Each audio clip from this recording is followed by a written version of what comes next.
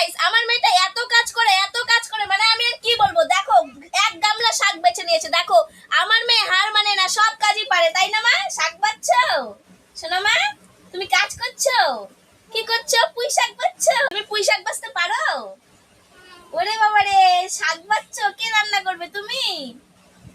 ওরে বাবা রে, তো দেখো আমার মেয়ে দেখতে দেখতে অনেক শাক বেছে নিল। তো পুঁই শাক রান্না হবে, তার জন্য এই যে দেখো পুঁই শাক, বলো পুঁই শাক। হ্যাঁ দেখো কি সুন্দর করে শাক বাচ্ছে। তোমরা খাবে? চলে আসো স্বাগতাদের বাড়িতে। সবাইকে দিবা খেতে? ও আচ্ছা, বলো সবাইকে, বলো চলে আসো। তাহলে আমি শাক বাচ্ছি। তো দেখো কত কষ্ট হচ্ছে, কিন্তু হার মানছে না। মানে ও কাজ করছে, কাজ করতে খুবই ভালোবাসে, আর সাজতে গুজতে ওর খুব পছন্দ।